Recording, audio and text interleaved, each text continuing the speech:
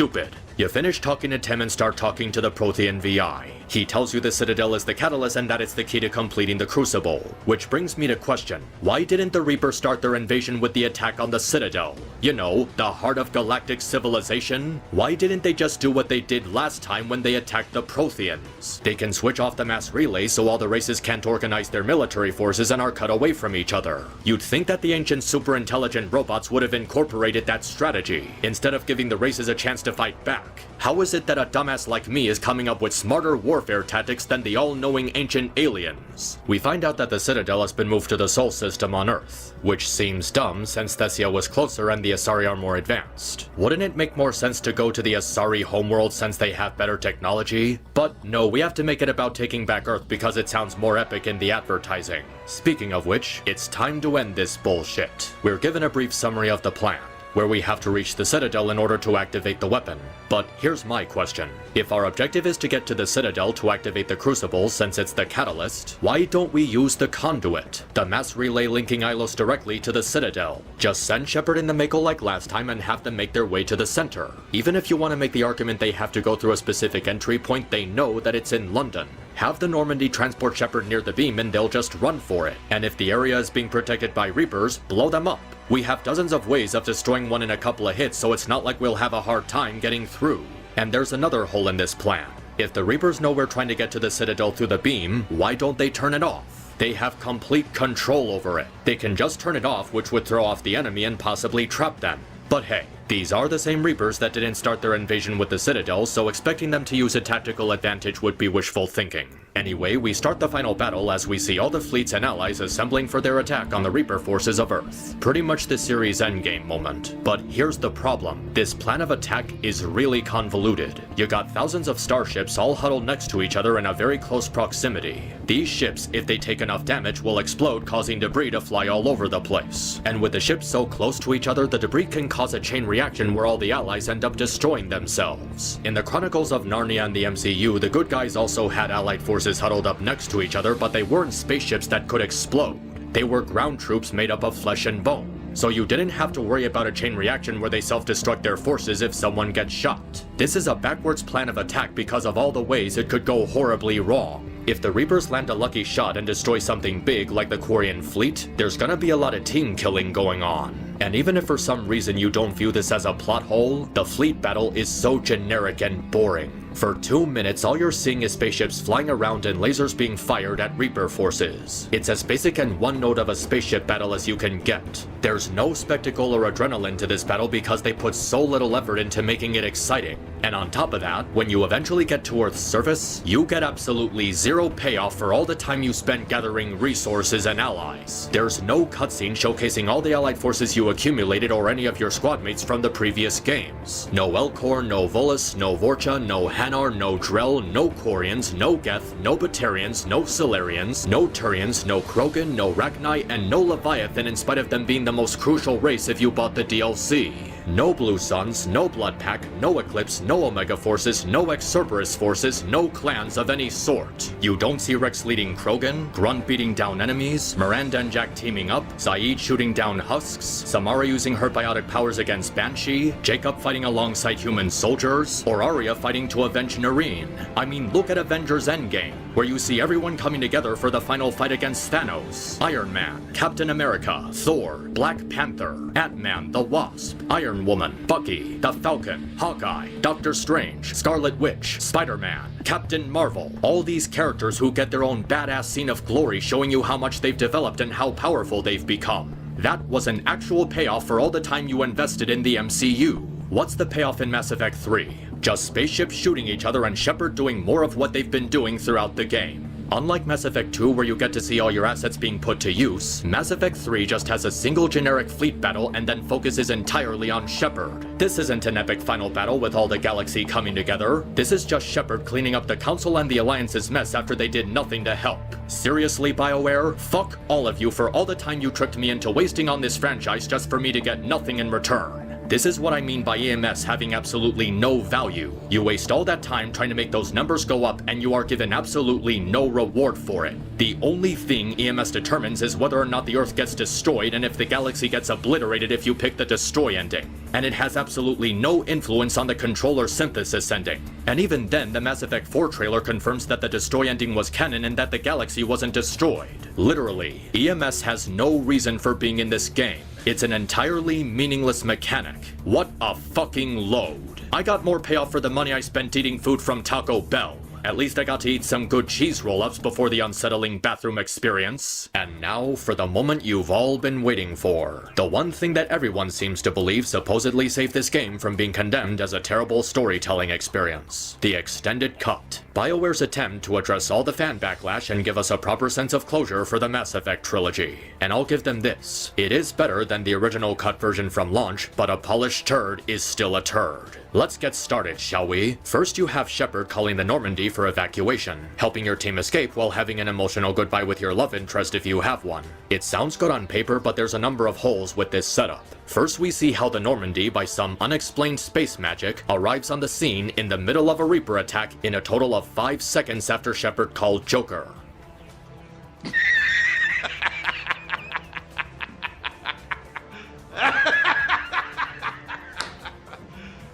You serious? What the jingle balls is this crap? You mean to tell me that Harbinger not only doesn't bother to fire on the Normandy, but that the Normandy is somehow fast enough to get to Shepard's location in 5 seconds from the space battle? If the Normandy was really that fast the whole time, I have some questions. Why didn't they escape from the Collectors in the beginning of Mass Effect 2? Alright, so this is a quick response to people who make the argument this isn't the same Normandy that was destroyed by the Collectors since this one was made by Cerberus. In the first game, the Normandy is established to be the most advanced ship in the Alliance Navy. Conversations with engineers and Admiral Mikhailovich explain how it cost a lot of credits to build and it was built with the most state-of-the-art technology. They directly state it's the fastest vessel ever designed.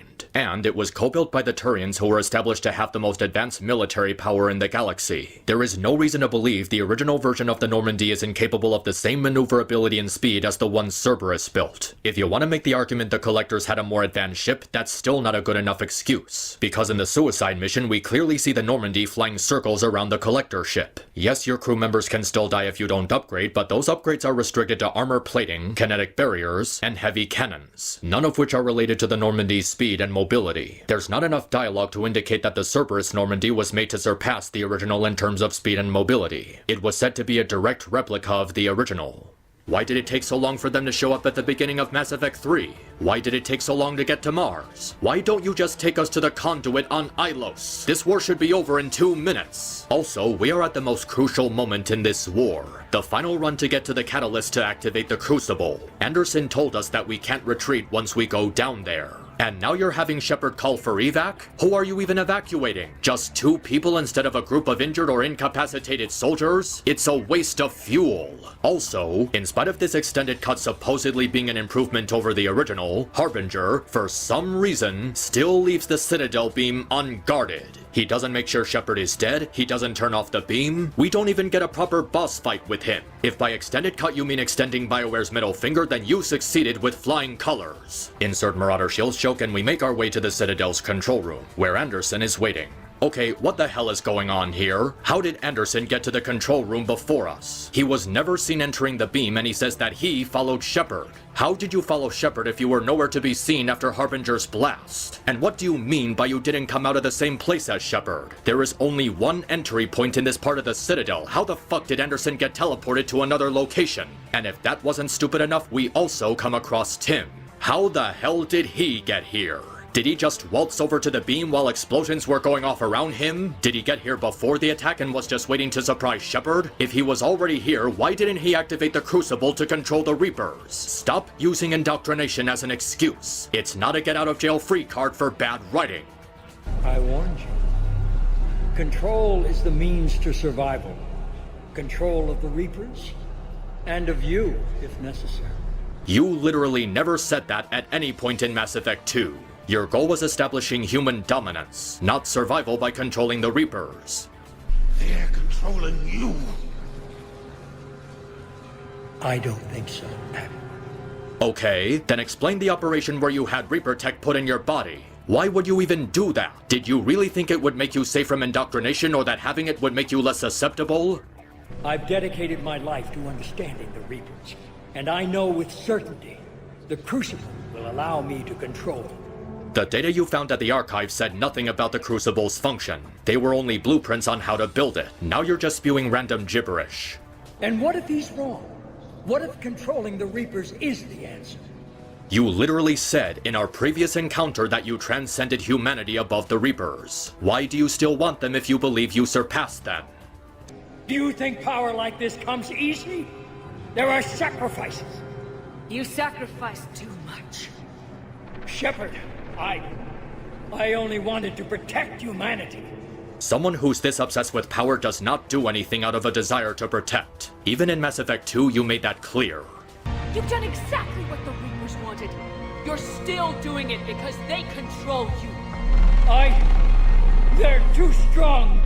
At this point, this is just a rehash of the confrontation with Saren. They really couldn't think of something else for the final battle? You know, if you're going to be lazy, at least be lazy in a different way. Don't make your incompetence that blatantly obvious by repeating yourself. Long story short, he dies and you activate the Crucible. After that, Shepard sits down alongside Anderson, giving him comfort in his final moments. And what follows is actually a well-written moment. Shepard and Anderson just taking a moment to talk, to reflect on everything they've been through. It's a somber and delicate scene that perfectly captures the core of their relationship.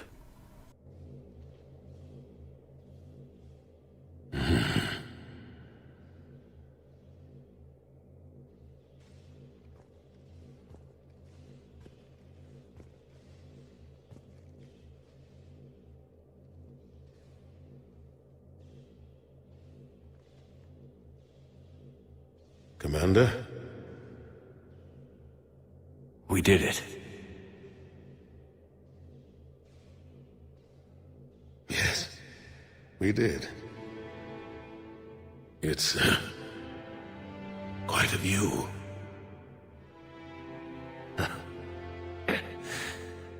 Best seats in the house.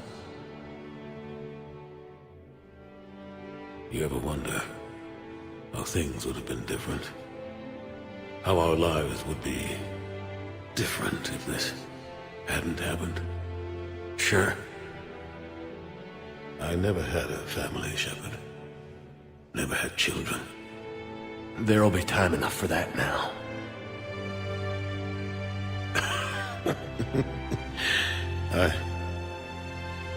I think that ship has sailed. What about you? Ever think about settling down?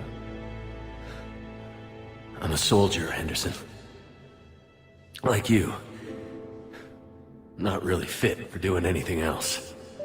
I don't know, Shepard. I think you'd make a great dad. Thanks. Think how proud your kids would be.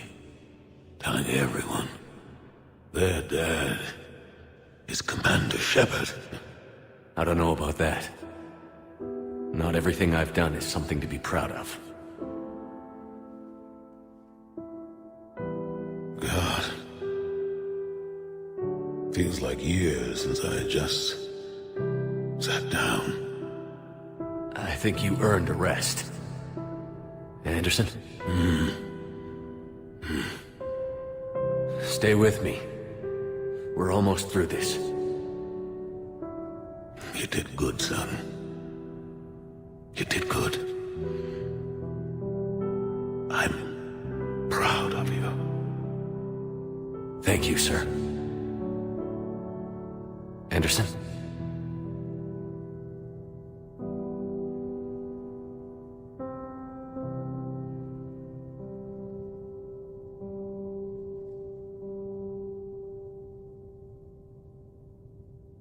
Anderson has always been Shepard's pillar. He's always had their back, been at their side, willing to sacrifice everything for them. It feels like Shepard is whole and consoled when Anderson told them he was proud and that they did good, and they could finally let down all the pain that they've endured. Together, they accomplished the impossible, and saved the galaxy from an incomprehensible foe. You can feel the regret Anderson has for himself, practically begging Shepard to not wind up like the same old battered warhorse he sees himself as, encouraging them to make a life for themselves outside of war and conflict. It's a personal conversation that feels more personal with all the time you spent interacting with him, like you're actually speaking with a father figure. And with that, Anderson rests his head, and after a long life of endless fighting, he can finally know peace. Shepard looks on, watching the beautiful sight of Earth from orbit.